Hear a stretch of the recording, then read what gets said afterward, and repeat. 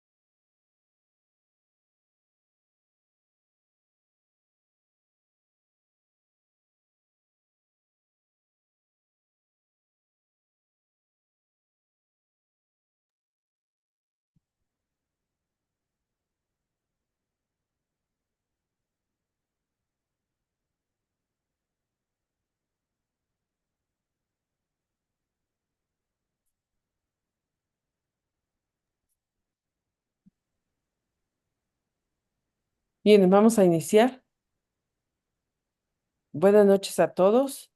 Les damos la más cordial bienvenida a la sesión académica del Colegio Mexicano de Cirugía para la Obesidad y Enfermedades Metabólicas y también a la sesión que es conjunta con el Instituto de Investigación y Educación en Ciencias de la Salud. El día de hoy vamos a presentar al doctor Pedraza, quien nos va a hablar sobre salud digital en la atención médica y toda esta parte de tecnología que ahora nos estamos enfrentando.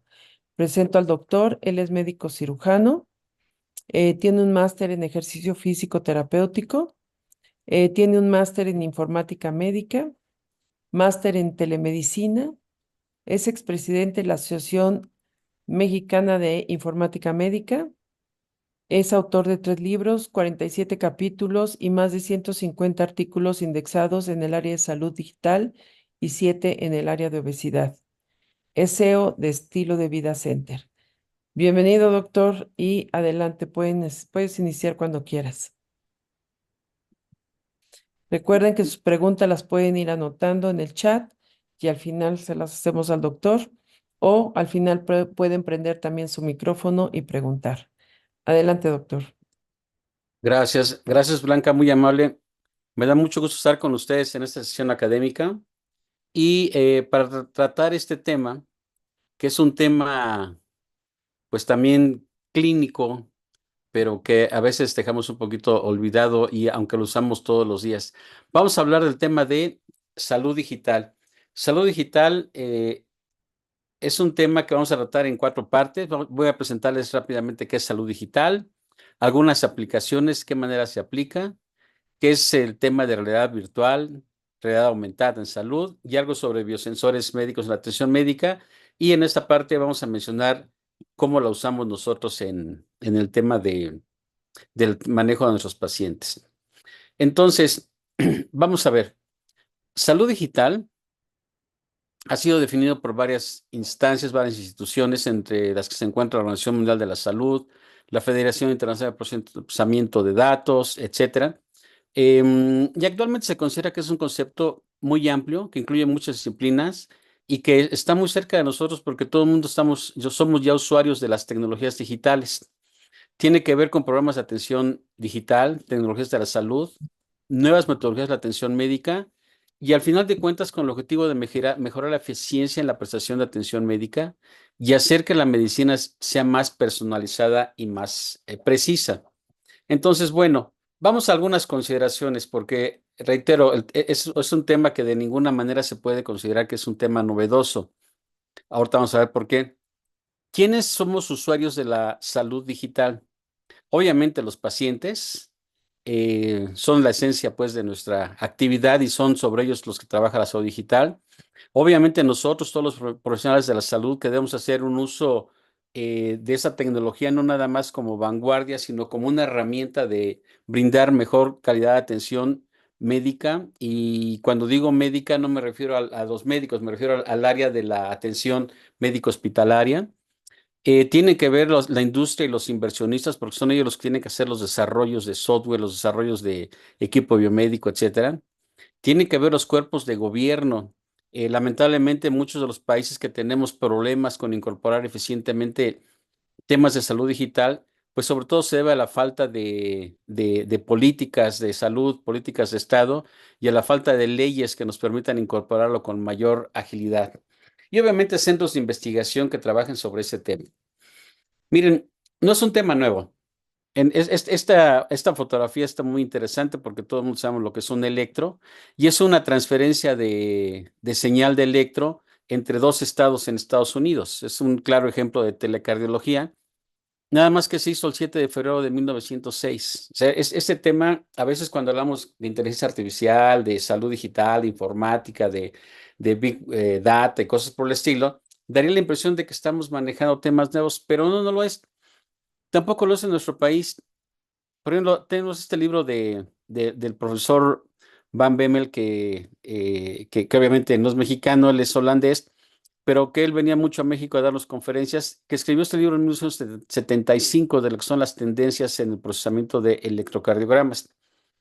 También tenemos aquí el ejemplo del 1979, 80, 90, etcétera, en donde un médico mexicano, José Negrete Martínez, pues escribió libros, incluso su tesis de la carrera de medicina, utilizando modelos de inteligencia artificial y considerado un vanguardista desde aquel entonces y un líder mundial en el tema de la inteligencia artificial en medicina.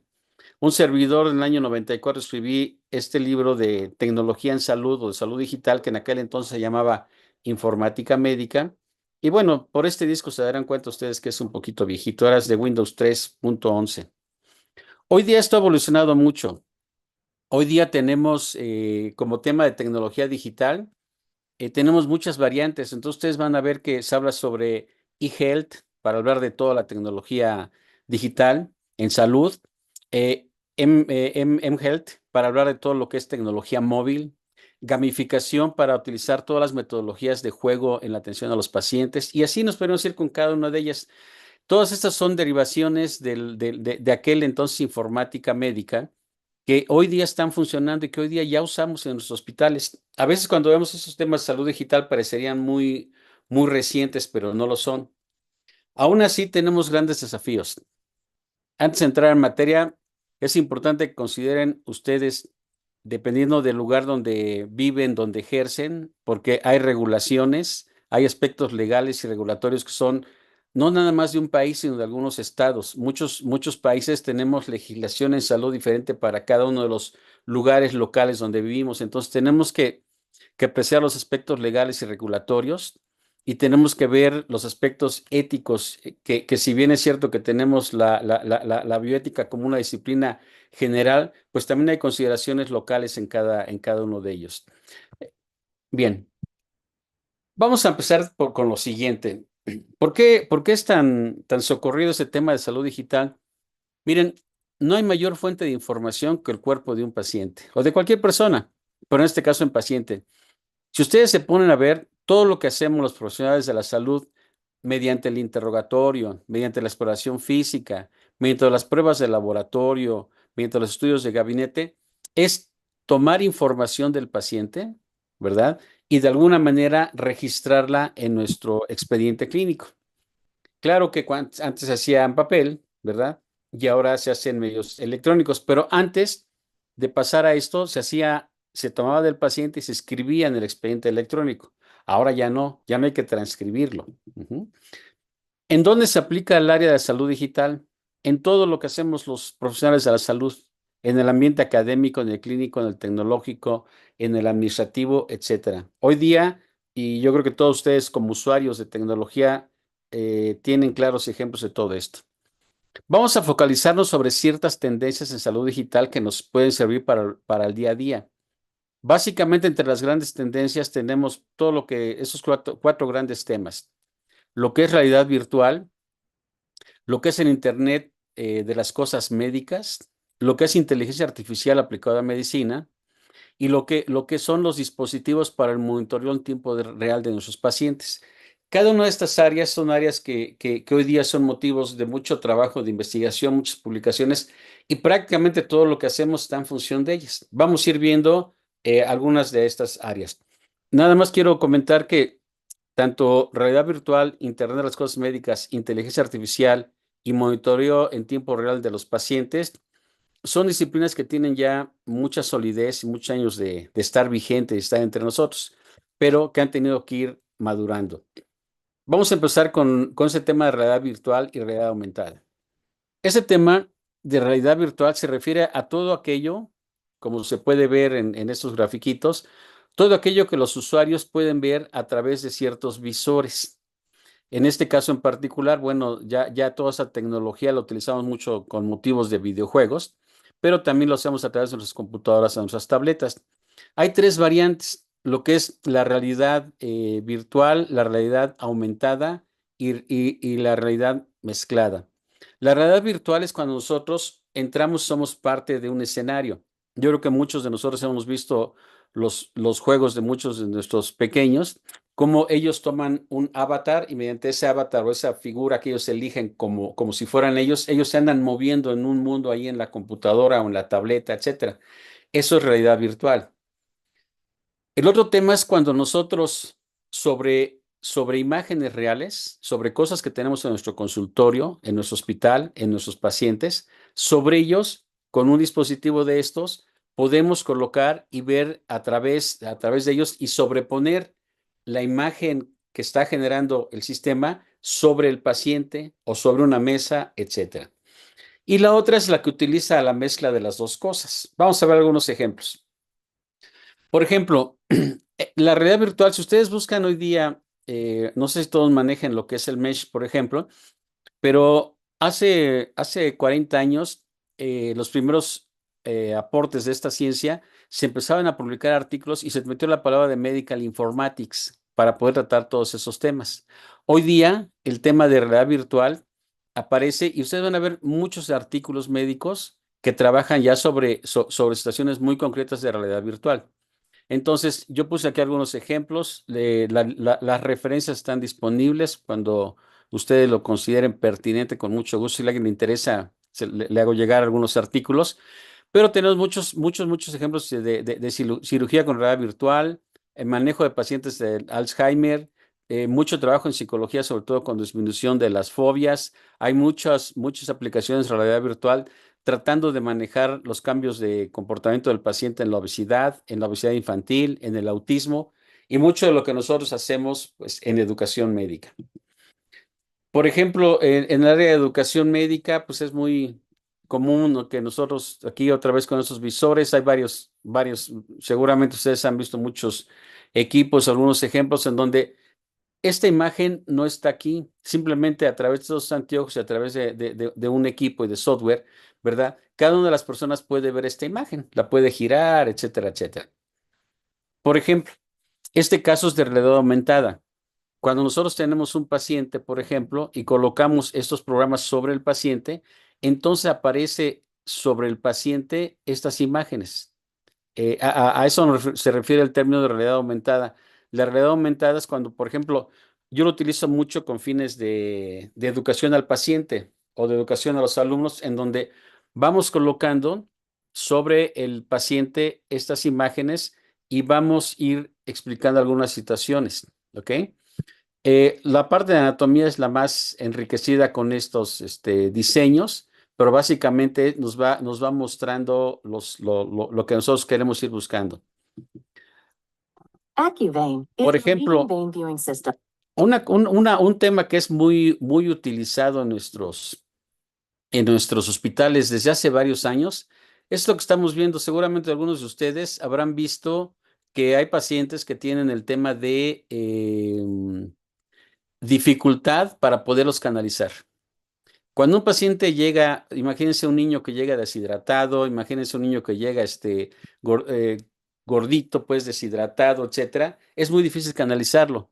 O una persona mayor que tiene mucha fragilidad vascular y que llega en estado de deshidratación, que es bastante común, y que tratar de verle las venas para poder ser canalizado es muy difícil. Aparece este tipo de aparatitos que yo me acuerdo, la primera vez que lo vi en el hospital tendrá unos 10 años, en el cual, un poco más, simplemente se proyecta una luz y esta luz lo que hace es pintar todo lo que no corresponde a las venas, dejando el espacio de las venas limpio. Entonces, esto es un equipo que es una imagen que se coloca sobre el paciente. Ese es un ejemplo de realidad aumentada, ¿sí? Ya hay muchas empresas que lo hacen, incluso algunos modelos de seguridad del paciente, de calidad del paciente, tienen estrategias específicas para pacientes con dificultad para canalizar las venas. Entonces, se hace mucho esto, se toma este tipo de equipo, este tipo de ayudas para que nosotros podamos manejar. Cada paciente tiene su propia distribución de venas, cada paciente tiene su propio estado y la mayoría de estos aparatos detectan flujo de cierta densidad y donde no hay flujo, pintan la piel y la pintan obviamente con una luz que es obviamente temporal y el resto se ve claramente la vena. Ujú. Eh, Otro concepto que también es muy interesante y que también lo utilizamos ya día a día es lo que se llama el Internet de las cosas médicas. Seguramente ustedes habrán escuchado el concepto de Internet de las cosas. En el Internet de las cosas se trata de que muchos equipos se comunican a través de Internet sin que nadie se los pida. Simplemente uno los configura una vez. El clásico ejemplo, seguramente es un refrigerador que lo configuran ustedes vía Wi-Fi en su casa, ¿verdad? Y entonces les puede ir dando alguna información del refrigerador. Bueno, eso mismo podemos hacer con nuestros relojes digitales. Ese mismo podemos hacer con nuestro holter. Eso mismo podemos hacer con nuestro equipo, por ejemplo, para el control de la glicemia, para medición de frecuencia cardíaca, para la medición de varios parámetros biométricos. Simplemente se coloca, se configura y el paciente lo usa todo el tiempo y está enviando señal continuamente a la nube y de ahí a algún lugar donde se va a analizar esa información. Entonces, esto ya está funcionando les muestro varios ejemplos, pero la idea es que existe una serie de dispositivos que toman o temperatura del paciente o frecuencia cardíaca del paciente o hidratación de la piel del paciente, o algunas otras variables, la mandan a una computadora central, de ahí se manda a un centro de análisis donde está generalmente un médico o un profesional de la salud, y luego de ahí el profesional de la salud se encarga ya de hacer el análisis y el feedback para el paciente. El grueso del monitoreo consiste en que aquí se procesa la información y no se manda la información al menos que alguna de las variables que nosotros señalamos para ese paciente se dispare. Es decir, por ejemplo, si yo quiero estar supervisando la temperatura de un paciente o la presión arterial de un paciente, le digo al equipo que cuando pase de cierto umbral, me mande un mensaje. Es decir, no está todo el tiempo comunicándose, simplemente detecta desviaciones con base en la atención que estamos brindando y con base en eso nos manda alarmas. Esto es una situación de monitoreo en tiempo real. Por ejemplo, ya hay varios productos y miren, voy a mencionar muchos de estos productos en el entendido de que no están en todos los países y no están en todos los países sobre todo por fines de normatividad. La verdad es que muchos países tienen, entre más tecnificado es un país, es más sensible y aprueba más toda esa tecnología. Entre más desconocedor es un país de ese tipo de tecnología, más limitada es su legislación y menos aprueba estos productos. Al margen de muchas maniobras mercadológicas que nos impiden que entren otros productos. Entonces, por ejemplo, esto fue el ejemplo de una píldora inteligente en donde esta píldora que se toman los pacientes no nada más va liberando la sustancia, sino que va monitoreando. En este caso es esta molécula en particular, lo que hace es que toma datos de comportamiento del paciente y con base en eso va haciendo una liberación del medicamento. Hay muchos ejemplos. Esto fue aprobado en el 2017 y bueno, se sigue utilizando. Hay muchos ejemplos más. Esta, que es una cápsula inteligente que se la ha llamado así, porque igual hace la labor de ir percibiendo, de ir tomando algunas variables del cuerpo y con base en eso, retroalimentando a algún centro de atención médica y liberando no sustancias de acuerdo a cómo van encontrando las variables. Todo esto es de alguna manera programado o configurado por personal de la salud. Es decir, cuando nosotros le mandamos esta indicación al paciente, esas indicaciones se colocan en un software que se registra en estos sensores y entonces con base en eso va manejando la variable y la liberación de medicamentos. Podríamos ir pensando desde ahorita, bueno, ¿y esto qué tiene que ver con obesidad, no? Bien, esto está progresando mucho, sobre todo con pacientes que tienen el concepto de diobesidad, ¿verdad? Diabetes, obesidad, y que tiene mucho que ver con la cirugía bariátrica y después el manejo de la insulina en este tipo de pacientes, pensando un poquito más en cirugía metabólica que en cirugía para el control de peso, ¿ok? Hay varios factores que nos han hecho que esto sea factible. Y uno de ellos, sin duda, es toda la tecnología de portátil, toda la tecnología que nos sigue, que se coloca sobre la ropa o sobre la piel. Esa tecnología que va pegada a lo que usamos día a día. Actualmente, seguramente ustedes a muchos de sus pacientes, quienes están un poquito más pegados al área de diabetes, de endocrino, etcétera, hay muchos dispositivos que son placas con sensores que se colocan y que tienen una duración larga con el paciente y que no nada más van recibiendo la información del paciente, sino que van liberando de alguna manera el medicamento según se vaya programando. En este caso, se manejan para varias patologías. Ahorita vamos a ver algunos ejemplos más. La más ocurrida es diabetes, que es la industria que más ha hecho uso de esta tecnología. Por otro lado, yo creo que todo el mundo tenemos conocimiento de los relojes inteligentes, ¿no?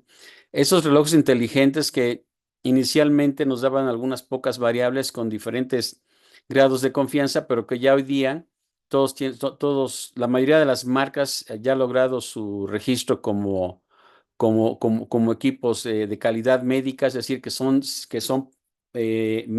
medidores que son confiables para la atención médica, tienen muchas limitaciones desde el punto de vista legal, pero desde el punto de vista de monitoreo de nuestros pacientes es bastante funcional.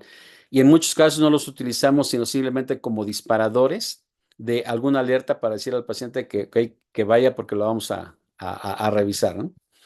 Por ejemplo, ese tipo de sensores tiene mucha aplicación en nuestros pacientes porque hacemos mucho monitoreo, en este caso en lo que es la parte del ejercicio en el paciente, el ejercicio terapéutico. Se utiliza mucho, por ejemplo, igual para alto rendimiento, para establecer la biomecánica del paciente y para poder corregir. En el alto rendimiento se utiliza mucho este tipo de tecnologías, pero por ejemplo nosotros para evaluar la amplitud de movilidad en sus pacientes también podemos utilizarlos. Ese tipo de dispositivos, por ejemplo, ya no son tan costosos como antes y el equipo de computadora que utilizan ya es una computadora común y corriente y la comunicación de todos estos dispositivos ya no es con tanto cable, sino que es vía Wi-Fi o sobre todo vía Wi-Fi, pero también utilizan Bluetooth algunas tecnologías. Entonces, eh, todo esto nos da un feedback de nuestro paciente. Y algo importante es que lo puede dar cuando está con nosotros en el consultorio, en la clínica, en el hospital, pero también nos lo puede dar cuando se encuentra en su hogar, que esa es la principal tendencia a utilizar por parte de nosotros para el seguimiento de nuestros pacientes. Al final de cuentas, todos estos sensores captan información del paciente, la procesan ahí mismo En los modelos anteriores la enviaban a una central, pero no. Generalmente estos dispositivos tienen un proceso y generalmente nosotros vamos poniendo los umbrales a partir de cuando nos dispara una alerta. Dependiendo de eso lo hacemos paciente a paciente, aunque existen algunos patrones ya predefinidos en los mismos dispositivos. Entonces, aquí lo importante es que nosotros tengamos información de nuestros pacientes en tiempo real.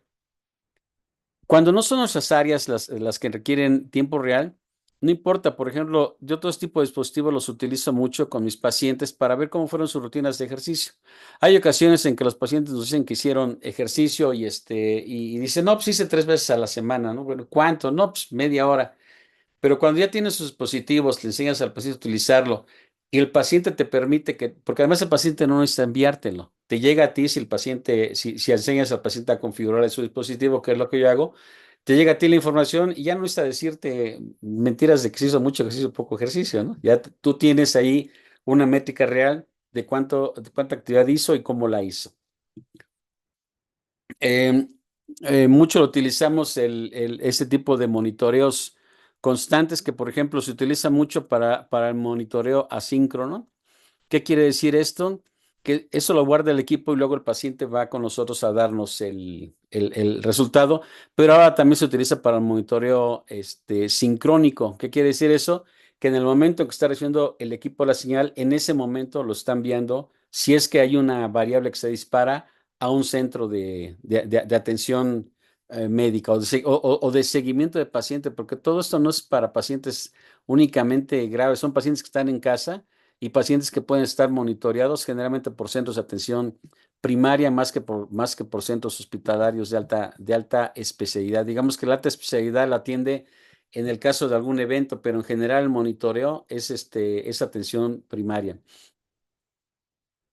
El uso de los teléfonos inteligentes, de los relojes inteligentes, perdón, es algo que ya está aprobado por las diferentes legislaciones de los países más apegados a la tecnología. Iba a decir de los menos ignorantes en ese tema, pero bueno, cuando las autoridades trabajan un poco más, hacen este tipo de pruebas y hoy día ya tenemos muchas publicaciones de revistas científicas, en nuestro caso en salud, donde está perfectamente demostrado la utilidad de estos equipos. Por ejemplo, aquí podemos ver lo que es la utilidad de estos equipos inteligentes en donde estos registros, algunas personas nos dicen que, bueno, ¿cómo le hacen con el electro para manejar varios polos? Bueno, sí hay algunas estrategias para manejar los diferentes polos, aunque medición a medición es un solo polo. ¿Cuál es el tema aquí? El tema aquí es que todo esto nos da un feedback. No lo utilizamos para toma de decisiones estrictamente hablando. Lo utilizamos para que nos mande una alerta a nuestros pacientes, a nosotros, y para que en ese sentido nosotros podamos de alguna manera darle una indicación al paciente y que acuda con nosotros. Otra cosa que también es importante son todos los temas de inteligencia artificial. La verdad es que es increíble todo lo que hay de inteligencia artificial. Hace rato les mostraba en una diapositiva que, bueno, el tema de inteligencia artificial de ninguna manera es novedoso. Les presentaba libros de 1979 publicados aquí en México por el doctor José Negrete Martínez. Pero lo que sí es muy novedoso es que actualmente ya se está haciendo un uso que es una herramienta de ayuda para muchas cosas. No nos va a dar diagnóstico, nos va a hacer tratamientos, pero sí nos va a dar muchas herramientas y mucha orientación a nosotros, los profesionales de la salud, en cuestiones de revisión bibliográfica, por ejemplo, de escritura científica. No sé, el software que hay, por ejemplo, para poder hacer escritura científica es sensacional. Claro que también está prohibido que se haga uso de inteligencia artificial para escribir, pero nos dejan un 20% de porcentaje. Entonces, el software inteligente que nos sugiere cómo se puede escribir un texto, pero nosotros finalmente lo vamos a ir escribiendo. Y de esta manera, prácticamente todo el equipo que estamos utilizando hoy día ya en hospitales o para estudios de gabinete ya tiene incluidos módulos de inteligencia artificial. Cuando nosotros vemos una fotografía desde hace muchos años de una tomografía axial computada, por ejemplo, realmente no está tomando la imagen, lo que nos imprime, lo que nos entrega, no es la imagen como tal, como la tomó, sino de la imagen que tomó, hace una composición con inteligencia artificial para poder establecer los diagnósticos y para poder entregarnos una mejor imagen. Por eso puede hacer reconstrucciones en 3D. Inteligencia artificial, otra vez aplicada al diagnóstico, por ejemplo, de lesiones en piel. Esta es una empresa que se dedica hace un software en el cual pueden ustedes decirle al paciente, baja este software que te manda una señal y te manda esta imagen, pero ya te la manda con una preinterpretación que nunca va a ser diagnóstica, siempre va a ser una ayuda que te va a brindar y en el caso alertas al paciente de que es importante que acudas con tu médico. Em, Otra cosa importante para todo el monitoreo que se hace en los pacientes diabéticos, presión arterial, este, existe, por ejemplo, ese tipo de aparatos como son los Holter, en donde la cantidad de información que guardan de los pacientes es mucha. Por eso hoy día la inteligencia artificial en medicina junto con Big Data son lo que nos permite hacer algunos diagnósticos, alguna detección precoz, como dice aquí, para que el paciente sea valorado con cierta urgencia ante ciertos datos que va encontrando. Claro que en este caso, nosotros lo que tenemos que hacer es considerar el hecho de que al final de cuentas todo esto es sugestivo. Hay algunos artículos también bien interesantes de lo que es el uso del Big Data en inteligencia artificial, en los holters para presión arterial, cómo se están utilizando, pues sobre todo en áreas donde tenemos el problema de que no existe el recurso médico, ¿sí? Entonces, cuando hablamos de inteligencia artificial y Big Data, pues hablamos de cómo podemos aprovechar los grandes volúmenes de información que todos estos monitores nos están generando constantemente y cómo esto nos puede servir para que nos den sugerencias. Todos van a ser sugerencias. Al final de cuentas, no sustituye en ningún momento la parte de la atención médica y la toma de decisiones clínicas que sigue siendo responsabilidad del médico. Son solo ayudas. ¿Esto a qué nos ha llevado? Esto nos ha llevado a que hoy día existen nuevos paradigmas y que más vale irlos identificando porque yo creo que tenemos muchos problemas que se pueden aliviar con la tecnología sin que la tecnología sustituya para nada ni nuestra responsabilidad ni la necesidad que tenemos de tener una formación sólida. Por ejemplo, el expediente clínico electrónico, que por ejemplo en nuestro país lamentablemente la legislación es bastante, bastante simple.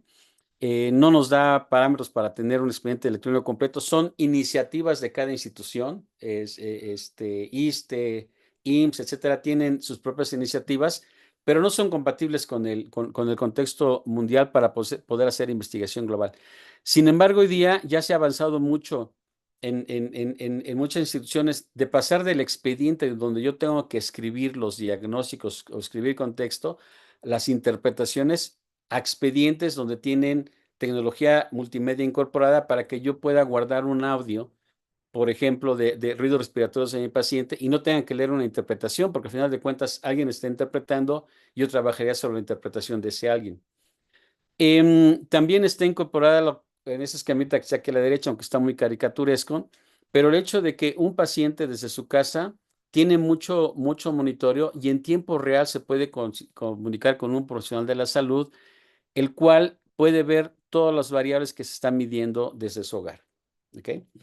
Eh, Hay un concepto que se maneja, mitad broma, mitad en serio, que es que todo se está convirtiendo en Amazon en el mundo y la salud no es la excepción. ¿Por qué? Porque ya varias empresas, varias clínicas y varios sistemas de salud están vendiendo este tipo de servicio a través de Amazon. Va a aparecer siempre y cuando en su país esté autorizado que aparezca, porque eso tiene implicaciones otra vez normativas y legales. Algo que es fundamental en la tecnología de la información, en salud, siempre va a ser la parte de gobernanza. ¿Qué dice la ley? ¿Qué está autorizado y qué no está autorizado? Entonces, por ejemplo, la atención solicitada a través de Amazon es algo que han venido incorporando. Por ejemplo, España Sanitas, esta organización de salud, ya comercializa, por ejemplo, los check-ups, los compras tú vía Amazon y ya se organiza ahí la atención médica que vas a recibir. Cualquier cantidad de estadísticas que seguramente ustedes han leído mucho, 75% de los millennials el año pasado ponderaban en mucho la atención en salud cuando la podían adquirir en línea y pagar en línea. Y muchos de ellos también es la experiencia de poder recibir los productos que compran como compramos en la farmacia en línea, por ejemplo, pero poder recibir servicios médicos en el hogar. Son las organizaciones que están alrededor de la atención médica, pero que impactan en la atención médica. La semana pasada, por ejemplo, Walmart Health es un sistema de salud de Walmart que tiene en Estados Unidos cerca de 1,200 clínicas distribuidas en sus 50 estados y que la semana pasada pidió 240 y tantas clínicas que abrieran su monitoreo para pacientes con diabetes, obesidad e hipertensión. Obviamente más como un estudio de marketing, pero bueno, todos ellos van a estar atendiendo y claro que nos van a estar impactando. Van a hacer cambios desde el diseño de clínica mobiliario, esas 240 y tantas clínicas, para poder brindar ese tipo de monitoreo a esos pacientes. Entonces también ahí tenemos competencia. Y miren, otra cosa, dentro de esos modelos de salud, de esos paradigmas que les estaba comentando, otra cosa interesante también es entender que a veces no estamos muy alineados. Lo que los profesionales de salud vemos es una cosa y a veces el paciente lo que ve es otra cosa y el gobierno lo que ve es otra cosa. Aquí me llamó la atención este estudio que se hizo sobre telemedicina, que se publicó en el New England el 18, en donde dice, bueno, esto fue un estudio que se hizo con 3,200 pacientes y como con 1,600 médicos, por ahí está la referencia. Pero, por ejemplo, en relación a telemedicina, etcétera, o a tecnología en salud, el médico estaba buscando ser puntero en telemedicina, ¿sí? La oportunidad de incrementar sus ingresos, de atraer nuevos pacientes y de retener pacientes actuales, lo cual se me hace que son objetivos bastante, bastante buenos, bastante loables, ¿no? Pero el paciente está buscando más su confort, el ahorrar dinero, facilidad para obtener sus recetas y una mayor frecuencia de comunicación con su paciente. Entonces, en la medida en que se puedan armonizar estas necesidades, se podrá tener mejor apego del paciente, más adherencia terapéutica y entonces podrá hacerse una mejor uso de la tecnología para esa relación médico-paciente que tanto buscamos. Entonces, la intención de dar es un repaso muy general de este tema de salud digital o de tecnología de la información y comunicaciones aplicado a salud. Entendido que la salud es un concepto amplio, es multidisciplinario y vincula la tecnología con la atención médica. La tecnología, entendida la tecnología no nada más como el hardware, software, sino incluso también los medicamentos. Y por eso incluso quien aprueba la tecnología que va a tener impacto en la toma de decisiones de salud del paciente, en Estados Unidos es la FDA, aquí en México es COFEPRIS, etcétera, ¿no? Todos sabemos que, si bien es cierto que con el COVID se destrabó mucho el uso de esta tecnología. También sabemos que se han hecho una serie de usos, algunos, a lo mejor con la mejor intención, pero mucha gente lo hace de manera incorrecta. Platicaba yo con una persona sobre cómo se usan redes sociales en salud y me dice, bueno, es que es un asco todo lo que hay en redes sociales y en internet para la salud. Digo, pues sí, ahora, ¿cuál es nuestra responsabilidad? Porque creo que tanto peca el que pone mala información como el que no, los que no ponemos buena información. El paciente busca información. Tenemos que también comprometernos a tener buena información con nuestros pacientes. Y bueno, la verdad es que hay muchas aplicaciones de salud. Yo estoy seguro que cada uno de nosotros en nuestros hospitales ya tiene evidencia de cómo está utilizando. Cómo lo utilizamos en nuestro consultorio, creo que eso nos va a ayudar bastante para poder, pues, tener una mejor experiencia. Em, pues gracias, doctora Blanca Ríos. Es todo lo que traje preparado y quedo a sus órdenes para cualquier duda, pregunta, comentario o reclamo. Gracias, doctor Pedraza. No, bueno, creo que reclamos no hay, ¿eh? Pues yo creo que todavía, no sé, yo espero que nos toque todavía ver este, todo esto que viene, porque yo no sé qué tanto,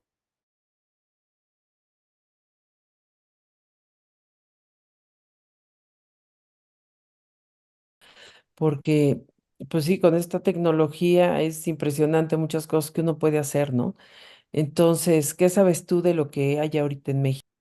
Pues yo creo que en México hay algunas iniciativas muy buenas, pero individuales, lamentablemente. Aquí, por ejemplo, tenemos presente al doctor Palencia, que ellos, padre e hijo, han trabajado mucho con esto, con la tecnología de la información clínica y son un ejemplo de cómo se usa la tecnología de la información clínica, pero es un esfuerzo de ellos y que yo creo que así como ellos hacen este esfuerzo académico importante y muy bien valorado por todos nosotros, la verdad es que el gobierno no se ha puesto las pilas y a lo mejor más que el gobierno, los legisladores. Tenemos una legislación que lamentablemente nos impide incorporar muchas de esas tecnologías. La mayoría de los que hacemos, lo hacemos a veces hasta con miedo de no estar cayendo fuera de la ley. Cuando nosotros queremos publicitar nuestro consultorio o un servicio que tenemos en nuestro consultorio, vamos a suponer que yo tengo un equipo nuevo que quiero ofrecerle a mis pacientes para hacerles algunas valoraciones, pues tengo que sacar permisos y pagar por mi permiso y cumplir con una normatividad, pero sí lo tengo que hacer por cada cosa que quiera yo colocar. En cambio, hay muchos usuarios que venden muchas cosas en salud y cínicamente dicen mentiras y que no los afecta la ley.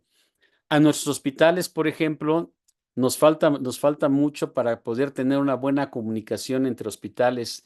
Hay muchos colegas que están haciendo mucho esfuerzo muy importante por establecer los estándares internacionales para la integración entre expedientes, entre instituciones, pero como no hay una normatividad, como los legisladores no establecen una ley al respecto, cada proveedor desarrolla su solución, cada sistema hospitalario hace su integración.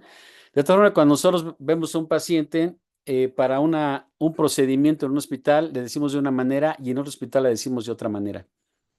Creo que también pasa mucho con el equipo de monitoreo del paciente, en el cual nosotros, por ejemplo, tenemos mucha dificultad porque yo quería utilizar unos estetoscopios digitales, por ejemplo, para ir guardando la información y me daba mucho, y bueno, y de repente da temor de que ni siquiera están autorizados aquí en México. Es bueno, ya lo autorizaron en 30 países en el mundo desde hace varios años y aquí todavía no se autoriza eso. Entonces, está muy disparejo el piso. Creo que el profesional de la salud está haciendo buen uso en general de esas tecnologías y para que tenga un impacto real, falta mucho el trabajo normativo y gubernamental. Gracias. El doctor Palencia dice, ¿cómo contribuye el IOMT a la reducción de costos en el sistema de salud? Gracias, mi querido amigo el doctor Jesús Palencia. Es muy interesante su pregunta porque uno de los argumentos que utilizan a veces para justificar que no se atiende a los pacientes con alta tecnología es que es caro. Pero cuando uno se da cuenta de lo que se ha gastado en tecnología en salud y el impacto que ha tenido tan bajo, se da uno cuenta que más bien lo que pasa es que no sabemos aplicarlo adecuadamente. Como dice el doctor, el Internet de las cosas en medicina va a tener tiene un efecto importante en reducción de costos porque evita traslados del paciente, evita cita, da la oportunidad de poder tener un monitoreo continuo y brindar una información oportuna. Y cuando se liga con la prescripción de medicamentos, todavía nos puede dar un mayor beneficio a la reducción de costos en el sistema de salud, pero algo muy importante también es a la reducción de costos en el bolsillo del paciente. Porque si bien es cierto que un evento le cuesta a un sistema de salud, también le cuesta a la familia y le cuesta al paciente. Entonces, muy interesante su pregunta, doctor. Gracias. Y sí tiene un alto impacto en la reducción de costos. Gracias. Fernanda dice, ¿cómo ha cambiado el uso del Internet, la gestión de la obesidad por parte de los pacientes en términos de acceso a información, seguimiento de tratamientos y comunicación con profesionales de la salud? Fíjate que muy interesante. Gracias por la pregunta porque me da la oportunidad de traer una frase muy vieja que dice que pues no hay que matar al mensajero, ¿no? Aquí, por ejemplo, yo creo que se confunde mucho el medio con el mensaje, porque algunas personas piensan, oye, hay muy mala calidad de información en Internet, entonces Internet es malo. No, hay muy mala de calidad de información porque mucha gente que escribe sobre salud a nivel de opinión lo hace.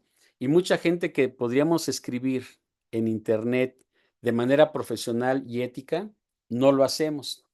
Yo les pido que se pongan en los zapatos del paciente. Si un paciente quiere buscar información de qué criterios debe de seguir para poder atenderse de un problema de obesidad, pues nosotros simplemente aquí como profesionales vemos que lo puede atender el cirujano bariatra, el médico internista, el endocrinólogo, ¿verdad? Cuando hablamos de un paciente con obesidad tal vez mórbida, etcétera, o nutrición, psicología, dependiendo de varios otros factores. Bueno, ok, todo esto lo sabemos nosotros y a veces lo discutimos y no estamos muy de acuerdo.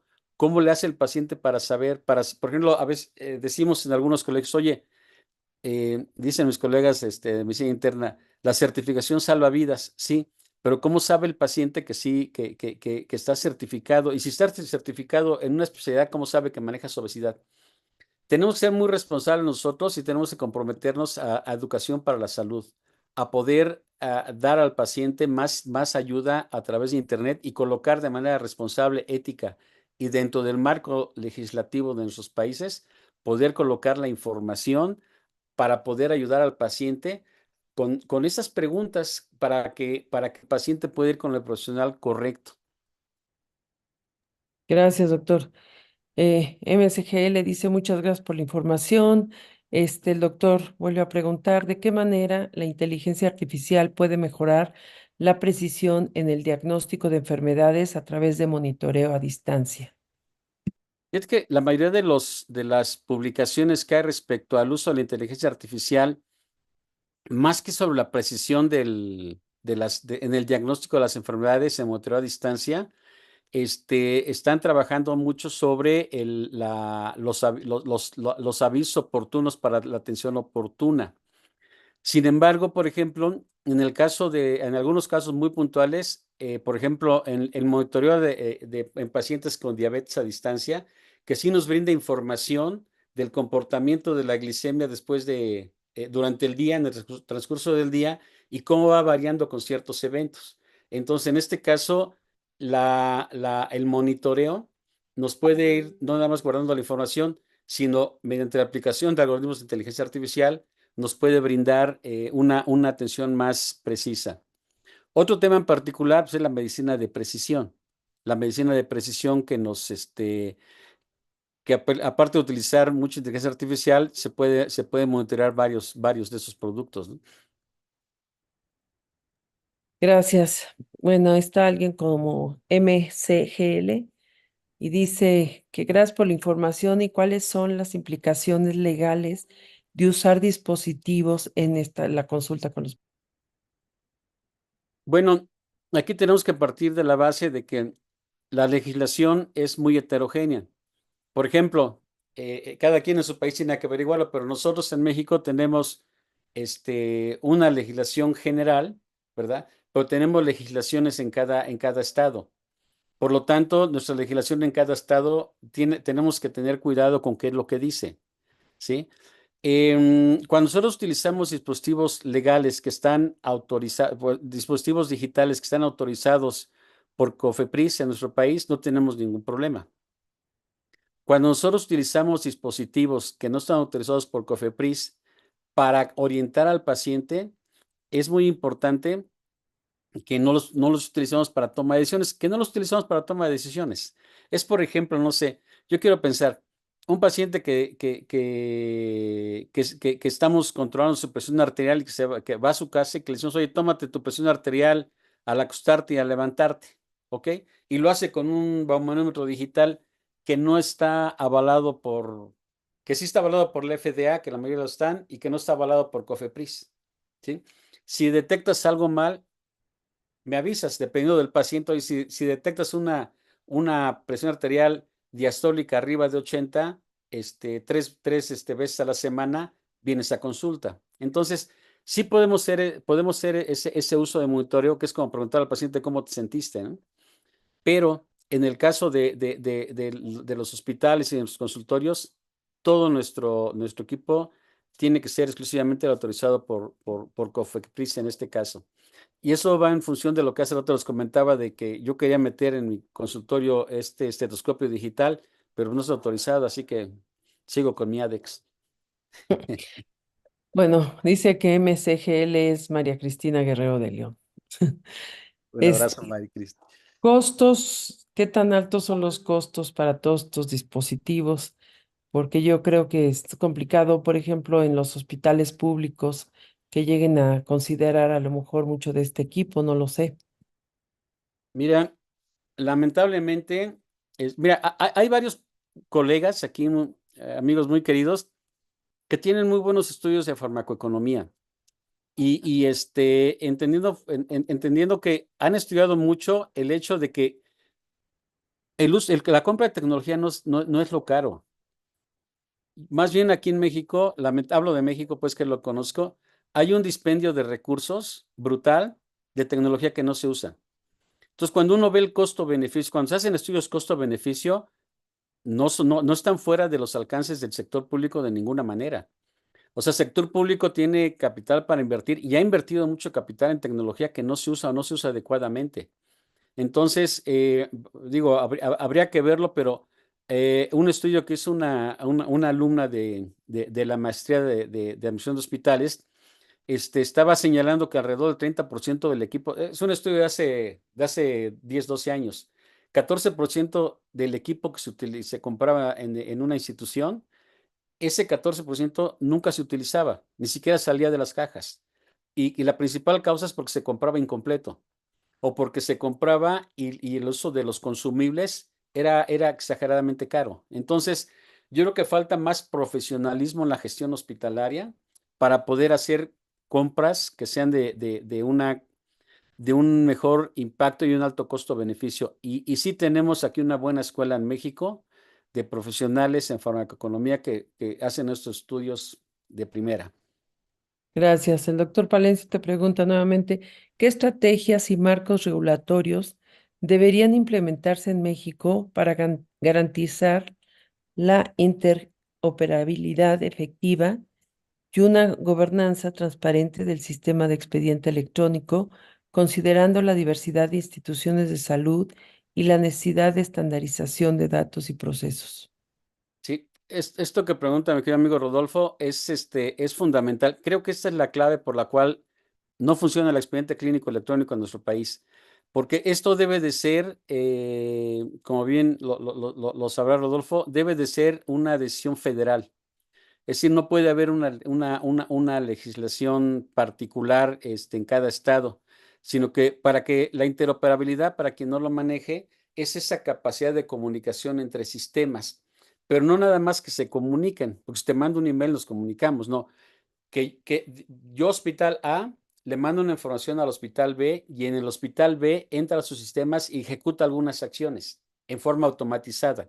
¿Por qué? Porque estamos hablando el mismo idioma. Entonces, un ejemplo podría ser, hagan de cuenta que hay una clasificación internacional del cáncer de mama y yo me invento mi clasificación y le digo, no, pues el cáncer de mama es chico, grande y mediano. Pues, espérate, pues no es lo que tú digas, es lo que se ha convenido a nivel mundial. En este caso en particular, se ha convenido a nivel mundial varios estándares de interoperabilidad. Ya varios grupos en México están haciendo un esfuerzo grande por tratar de divulgarlo y etcétera. Pero lamentablemente esta interoperabilidad tendrá unos 25 años que constantemente se presenta a los legisladores y pues ni modo, lo tengo que decir, pero yo me acuerdo que la primera vez que presentamos este, la necesidad de poner esos estándares a funcionar en los hospitales fue en el sexenio cuando el doctor Kumate era secretario de salud. Bueno, desde aquel entonces no han entendido los legisladores todo esto. Entonces, respondiendo concretamente a la pregunta, doctor Palencia, pues es el gobierno federal el que tiene que hacerlo, porque como usted bien dice, hay una enorme diversidad de instituciones y si no se hace una obligatoriedad para todas ellas, no lo van a hacer. Y la otra cuestión es que no es cuestión de pesos, o sea, no es cuestión de dinero. Todo cuesta, pero en salud no hacerlo es mucho más caro que sí hacerlo. Gracias. Fernanda dice, ¿es legalmente posible actualmente en México utilizar equipo quirúrgico manejado por inteligencia artificial para realizar cirugía bariátrica bajo la supervisión y las indicaciones de los cirujanos? Me refiero si existe alguna norma que pueda proteger el uso de la inteligencia artificial durante el proceso quirúrgico. Sí, bueno, la inteligencia artificial ya existe en los aparatos de cirugía robótica. Ya es una realidad y existe en mucho equipo quirúrgico para mucha regulación, para mucha regulación del equipo. Entonces, por ejemplo, no sé, un robot, que si yo tengo en mi mano que tiene cierto temblor, el aparato me detecta por inteligencia artificial. No es que la inteligencia artificial vaya a tomar una decisión sobre el paciente, no es que la inteligencia artificial vaya a indicar algo sobre el paciente, no, es que la inteligencia artificial nos da varios beneficios y es una herramienta, por ejemplo, en este caso. No hay una normatividad que específicamente hable de esto y yo creo que la inteligencia artificial sigue siendo una herramienta que ayuda en muchas cosas, pero que no tiene responsabilidad de nada. Por eso, si ustedes se dan cuenta, cuando entran algunos sistemas de inteligencia artificial, desde ChatGPT hasta el más sofisticado que ahorita acabo de tomar un curso de inteligencia artificial de investigación bastante elaborado, todos tienen la leyenda de que no se hacen responsables de nada. ¿Por qué? Porque dice ChatGPT, pregúntame 3 veces lo mismo y te doy 3 respuestas diferentes. Son sistemas de inteligencia, pero tienen sus modelos de inteligencia para armar frases, etcétera, pero no para verificar la efectividad. Y generalmente no están basados en medicina basada en evidencia ni en los artículos científicos.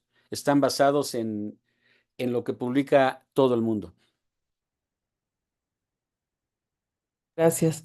¿Qué tan complicada es la capacitación, por ejemplo, para las personas con el uso de inteligencia artificial? No es nada complicada. De hecho, ahorita en lo que va en lo que resta del año tenemos 3 congresos donde vamos a dar talleres de inteligencia artificial. Miren, se ha puesto de moda, todo el mundo hoy día enseña inteligencia artificial, porque realmente mira, y aquí quiero tomar yo la presencia del doctor Palencia, porque yo me acuerdo que cuando él nos quería quitar lo burro a todos nosotros para hacerle preguntas a las bases de datos de artículos científicos, nos daba ciertas instrucciones que nos costaba mucho trabajo asimilarlas. Bueno, aquí es igual. Aquí la inteligencia artificial podemos verla a nivel de programadores expertos, esa es un área, pero podemos verla a nivel de usuarios expertos. Entonces nosotros es como si yo hablara de un equipo de imagenología. O sea, yo no requiero ser experto en armar y desarmar equipos de imagenología. Sí en indicar su uso y sí en recibir las imágenes e interpretarlas y utilizarlas como base diagnóstica. En la inteligencia artificial también hay dos grandes grupos, uno que se refieren a la parte técnica de programación y de algoritmos, y otro que se refiere a la parte de cómo explotarla y cómo usarla. No es difícil. Si tenemos ya un background de conocimiento de medicina basada en evidencia, entramos más rápidamente en inteligencia artificial. Perdón, aprovecho para decirles, tenemos una serie de sesiones de inteligencia artificial que están en línea por quien quiera verlas, con todo gusto y no tienen costo. Pues gracias, pues creo que son todas las preguntas. Pues que muchas gracias por tu información, gracias, felicidades por la plática. Y bueno, yo sí creo que es muy interesante y ojalá tengamos la oportunidad de vivir con toda esta innovación que hay de inteligencia artificial, porque creo que cada vez hay más, va saliendo más y más al respecto. Y yo creo que en el área de salud, pues parece ser que es bastante prometedor todo lo que se puede estar usando, ¿no? Me gustaría terminar con un mensaje de un doctor, si me permites, Blanca, que dijo, escribió un libro de inteligencia artificial en medicina en 1979 y casi nadie lo compró. Y luego hizo un segundo libro que se llamó Inteligencia Artificial, Inteligencia, aunque sea artificial. Y sí se vendió como libro de caricaturesco. Entonces, mira, en México tienen que aprender con monitos, dice, porque nadie lee ciencia. Entonces yo quiero tomar esto porque este ejemplo, porque es un doctor él sí fue pionero en la inteligencia artificial en el año 79 en medicina en México, pero porque esto no ha cambiado mucho. O sea, si no nos aplicamos, si no tratamos de entender e ir incorporándolo, la inteligencia artificial hoy día sigue siendo muy imperfecta, pero si no la incorporamos, vamos a irnos quedando fuera de competencia, ¿no? Si no incorporamos toda la tecnología, y por eso yo aprecio mucho gente como el doctor Palencia que nos ha estado tratando de educar a todos nosotros. Si no incorporamos toda esa tecnología, entonces pues vamos a ir siendo desplazados por la misma, ¿no? Entonces yo creo que es incorporarla racionalmente, enterarnos bien de qué se trata, hacer un uso ético y con medicina basada en evidencia y sobre todo nosotros producir contenidos y nosotros hacer investigación para poder fortalecer más esta área y presionar a sus legisladores, ¿no? Ahora que estuvo tan de moda las elecciones, que hagan algo, porque no puede ser posible que no legislen, ¿no? Hablo desde hace 40 años. No, bueno, pues muchas gracias, Luis. Como siempre, muy buena plática y muy prometedor todo lo que viene de inteligencia artificial. Y creo que no hay más preguntas. Agradecemos este tu plática y nos vemos recuerden, el último jueves de cada mes tenemos las sesiones académicas. Entonces nos vamos a ver el último jueves de cada mes que vamos a tener un tema sobre mm, Mm, bueno, en este momento no encuentro mi tema. Bueno, yo les mando por el chat cuál es el siguiente tema, porque creo que nos toca algo de nutrición en bariatría, pero yo les mando la información. Ujú. Eh, Preguntan si hay algún link para la constancia, Luis. No es parte del colegio, pero parte del instituto sí. Si se comunica contigo, les mandamos el link. Ok. Ujú. Bueno, pues muchas gracias a todos por su atención y su participación y nos vemos entonces el último lunes de julio para nuestra sesión académica. Gracias y te dan las gracias. Qué excelente noche, excelente información, qué muy buena presentación, que gracias a los dos y bueno, pues gracias a todos ustedes por estar con nosotros. Nos vemos. Buenas noches. Un abrazo a todos, gracias. Bye. Bye.